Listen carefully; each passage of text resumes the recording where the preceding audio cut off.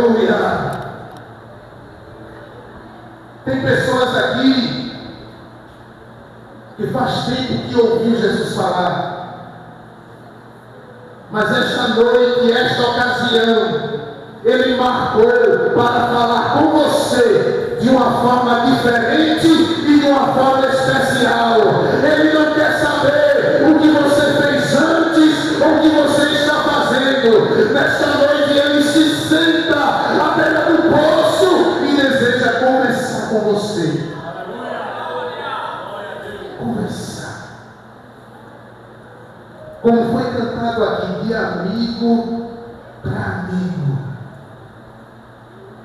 Porque nesta vida nós encontramos muitas pessoas que passam no nosso rosto o que nós fizemos, ou que porventura estamos fazendo. Mas Jesus Cristo não aborda ninguém acusando. Jesus Cristo aborda todos, os levando a refletir se as suas atitudes estão certas ou estão erradas. Jesus Cristo sempre nos conduziu a refletir. E é exatamente nessa narrativa presente na parábola do filho pródigo, que antes deveria ser mudada para o Pai misericordioso, para o Pai bondoso, para o Pai amoroso, porque a história dessa parábola, o destaque não é para o filho que se arrependeu, o destaque é para o Pai que o recebeu. O destaque é o Pai. O Pai é o destaque aqui. O destaque não é o pastor, não é a ovelha que se perdeu, é o pastor que foi buscar a ovelha. E não, muitas vezes nós damos tanto enfoque aos nossos testemunhos, à nossa vida pregressa, ainda que o nosso testemunho possa de alguma forma despertar alguém a aceitar Jesus, a caminhar com Jesus, mas não é o suficiente para edificar a fé. João no capítulo 4 ainda diz as palavras da mulher samaritana, quando a multidão da cidade de Samaria foi ver Jesus, aquela multidão disse a ela: olha, o teu testemunho foi bom, nós ouvimos e nós cremos, mas agora nós cremos não é pelo teu testemunho, é pelas palavras dele. E as palavras de Jesus que nos faz permanecer nos caminhos dele. Muitas vezes nós nos apegamos a uma palavra apenas de promessa, de transformação, de cuidado, mas tudo isso não se compara à palavra de Jesus, quando Pedro disse a ele: Senhor, a quem nós iremos? Só tu tens a palavra de vida eterna. Oh, aleluia! O meu testemunho não convence ninguém, pode até estimular, mostrar a direção, mas quem te convence é o Espírito Santo através da obra salvífica de Jesus. Glória a Jesus. E é exatamente nessa narrativa que Jesus Cristo, Ele se esforça para encerrar um preconceito moral e religioso presente no cotidiano daqueles ouvintes, os cobradores de impostos e as pessoas de má fama. E aqui vem a primeira verdade que nós encontramos nesta parábola: é que o Pai descrito por Jesus, ele faz mais do que está presente na lei. O texto diz que o seu filho mais novo pediu a herança, e o pai resolve dar a herança a ele mesmo, sabendo que ainda não era o tempo. O texto diz que o pai divide a herança ao meio e dá àquele filho mais novo a sua parte. Mas quando nós lemos a lei de Moisés, Deuteronômio capítulo 21, versículo 17, que fala sobre a lei ou o direito da primogenitura, nós vemos que aquele filho mais novo ele deveria receber talvez um terço da herança. Mas o pai deu a ele metade do que tinha. O pai, pelo seu comportamento, demonstrou que o mais valioso não era os bens que possuía, era o filho que estava na casa. Deus muitas vezes nos demonstra, através das bênçãos que nos dá, que a preocupação dele nunca foi com os bens, foi com você. Muitas vezes você pediu a Deus algo, mas durante a trajetória da vida, você escorregou, se desviou. Mas porque Deus me deu aquela vitória, talvez seria melhor não me dar. Porque Deus ele nunca se apegou aos bens. O maior valor de Deus está na pessoa dele. O bem mais valioso é a própria essência de Deus. E nós vemos que Jesus Cristo, já falando para aquela multidão, disse: olha, o Pai, Ele faz mais do que está previsto na lei. Uma segunda verdade que nós encontramos nesta parábola é a precipitação do filho mais novo. A sua atitude precipitada trouxe sérios prejuízos para a sua vida.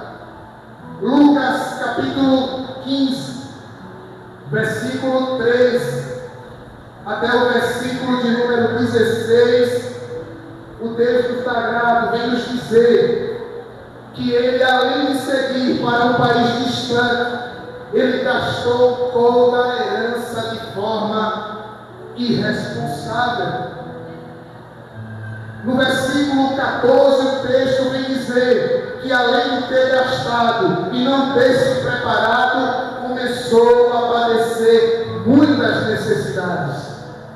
Versículo 16, o texto vem dizer que, além de estar distante, de ter gastado todos os seus bens de forma irresponsável, ele agora desejava comer o que nenhum ser humano deseja comer. Então, percebam que essa atitude dele trouxe sérios prejuízos para a vida daquele jovem. O proverbista, no capítulo 20, versículo 21, ele vem destacar uma verdade, que a herança no princípio, que é adquirida às pressas, no final não será abençoada. Aquele jovem havia adquirido de forma muito apressada. Ele não estava preparado para receber tamanha bênção, tamanha herança. Mas ele desejou, ele almejou, ele ansiou. E diante disso vieram prejuízos para a sua vida, como já foi falado para os irmãos. Mas o maior prejuízo que veio para a sua vida foi um sentimento de indignidade. Quando nós olhamos a palavra dignidade, nós aprendemos que esta palavra retrata a consciência do valor próprio. Diante de todas aquelas circunstâncias, aquele jovem havia perdido o mais importante da sua vida, o valor próprio. O texto diz que, desejando ele comer das mesmas comidas dos porcos, de repente caiu em si. Tem versão que diz: e voltando ao seu juízo, parou, pensou e disse consigo mesmo: quantos trabalhadores na casa do meu pai, a fartura de pão, e eu aqui padeço de fome. Voltar-me-ei e direi ao meu pai: Pai, eu pequei contra os céus, eu te pedi uma herança antes do tempo, a tua herança só é dada na morte, mas eu pedi antes, e pequei contra ti. Já não sou digno de ser chamado de teu filho, mas me trata como um dos teus trabalhadores.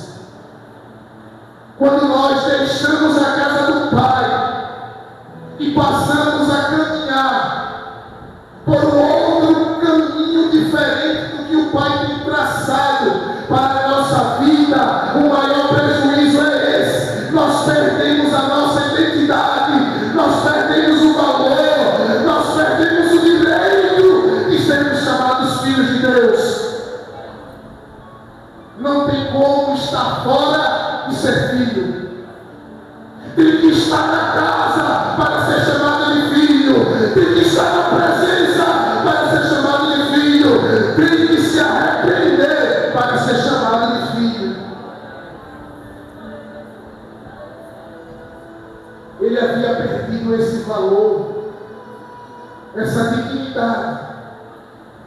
Mas o texto diz que ele, voltando para a sua casa, o pai o enxerga de longe, vindo às pressas, maltrapilho, sujo, com peso abaixo do normal, com semblante de tristeza, decepcionado, tudo deu errado, mas ele voltou. Tem pessoas que muitas vezes não voltam para a casa do Pai, porque a preocupação é o que as pessoas vão pensar. O que é que eles vão pensar de mim? Como eu serei julgado? Como eu serei recebido? Mas o jovem, ainda que tenha perdido essa consciência, ele entendeu que o maior desejo dele e a melhor decisão era voltar para a presença do Pai. E chegando lá, o Pai o encontra no caminho, mostrando que o Pai, falado aqui por Jesus, é um Deus de iniciativa. Porque durante a trajetória de volta, alguma coisa pode acontecer para a gente desistir, para a gente voltar. E uma dessas coisas é a nossa própria consciência, que trabalha contra. E os amigos que tu conquistaste estando fora. E o relacionamento que tu iniciaste estando fora. Mas percebam que o filho não se apegou a nada disso. O mais importante era voltar para a casa do Pai, ainda que com risco de perder o direito de ser chamado de filho. O texto diz que o pai o abraça durante o caminho e lhe dá um beijo, demonstrando o seu afeto e o seu amor que nunca mudou. O amor de Deus, ele nunca diminui quando alguém decide se afastar. O amor de Deus não é mudado, alterado, porque alguém decide se distanciar, não.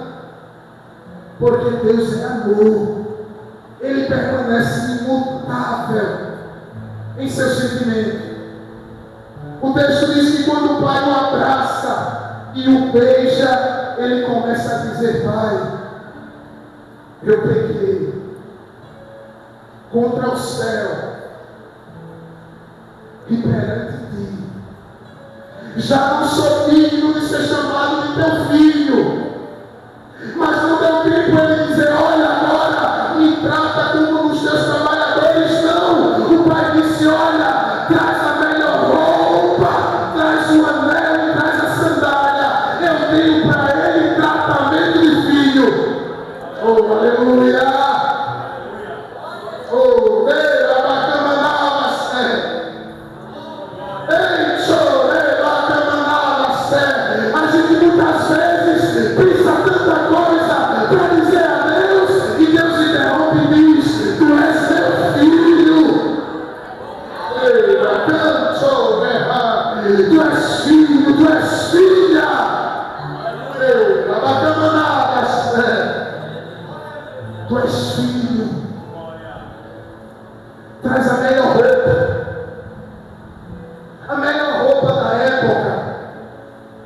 roupa de linho fino e sem costura, traz a melhor, simbolizando que o pai estava restaurando a dignidade do filho. Eu vou mostrar para os trabalhadores da casa e para o mundo que ele é meu filho, e ele tem a mesma dignidade aos meus olhos.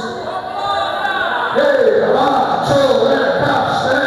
aos olhos de Deus, tu podes ter a mesma dignidade. Ei, chora.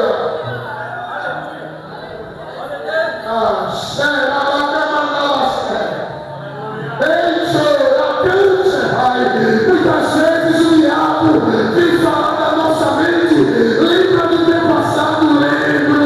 Mas hoje eu tenho dignidade diante do Pai. Diga ao seu irmão: você tem dignidade diante do Pai. Você tem. O pai não perguntou o que havia acontecido, não. Ele diz: traz a roupa.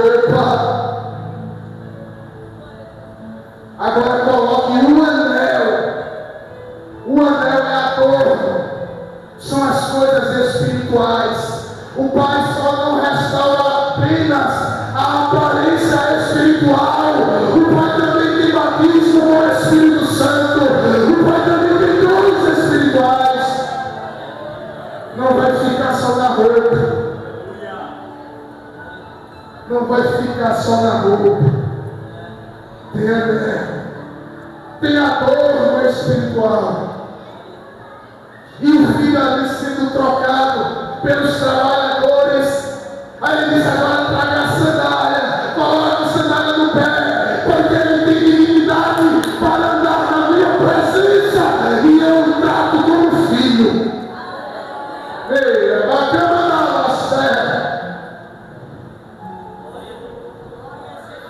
Nesta noite o Senhor te chama. Gente. O pai não falou da casa. O pai falou do caminho. Ei, bacana na nossa. E nesta noite ele está tratando contigo. Eu tenho vestes novas para você. As suas decisões fez a roupa que eu havia cuidado perder qualidade, perder aparência, te tornar uma maltrapilha. Mas nesta noite eu te trago para aqui, para me ouvir e para te dizer: eu tenho veste nova para você. Veste nova. Eu tenho adorno para a tua vida. Aleluia. Eu tenho calçado para os teus pés.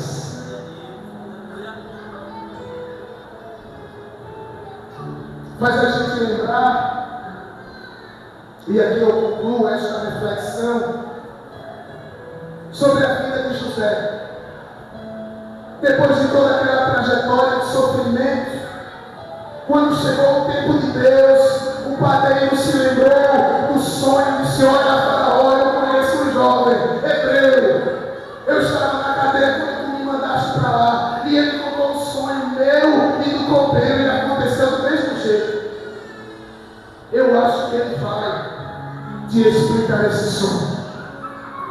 O texto sagrado diz que mandaram chamar José.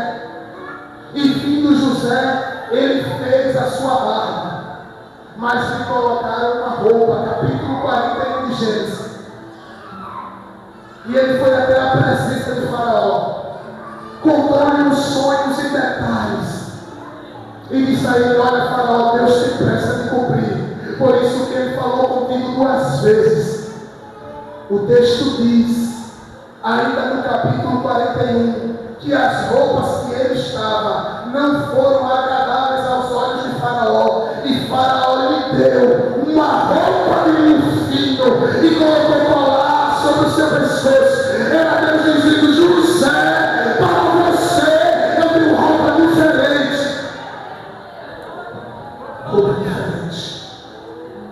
Quem é filho, Deus tem tratamento diferente. E nesta noite Ele te convida para você que tem tratamento diferente. Agora tem que deixar a terra distante e tomar uma decisão. Se tu tomares uma decisão, tu sentirás aqui que Ele vai ao teu encontro. E Ele te convida a vir para Cristo. Vem para Cristo, que te chama com amor celestial. Vem para Cristo. Vem para Cristo. Pois Jesus é o rochedo divinal. Hoje quero te entregar para Jesus Cristo, roca sabe. Vem para Jesus. Vem para Jesus. Eu não estou implorando para você vir para Jesus, porque Jesus é um bem de pequeno valor, não. Eu estou te convidando para vir a Jesus, para tu experimentar o que nós hoje experimentamos. Um Deus que nos trata com dignidade. Vem para Cristo. Vem para Cristo. Essa sociedade não te trata com o valor que você pode ter em Cristo. Venha para Cristo. Venha para Jesus. Venha para Jesus. Tenha a mesma coragem que Zaqueu teve. Ele desceu da sua altura. Quando Jesus disse a ele: hoje convém pousar em tua casa, ele tinha a opção de não descer da figueira, mas ele desceu. Para Cristo entrar na tua vida, é preciso descer. Aleluia. Venha para Cristo. Ele que nos justifica. Venha Cristo. É Ele que te defende. É o rochedo. É Jesus que vai explicar ao mundo o que hoje não és. Quando Zaqueu se coloca de pé dentro da sua casa e diz a Jesus: Jesus, se eu defraudei alguém, eu vou restituir essa pessoa 4 vezes, e dos meus bens eu vou levar aos pobres. Falando isso, a multidão que estava na porta da casa disse: como pode um homem como ele, esse mestre, receber um homem pecador como ele? Aí Jesus se levanta e diz: ele é o meu filho de Abraão, e hoje veio salvação para a casa dele. Quem nos defende é Jesus. Toma a sua decisão por Cristo. Venha para Cristo. Nós não vimos cansar de te convidar, mas a decisão é sua. Você não precisa enfrentar os problemas, as dificuldades, as frustrações, os erros e as suas consequências para entender que Cristo tem o poder de mudar a tua vida. Não, toma a tua decisão. Venha para Cristo. Venha para Cristo. Venha para Cristo.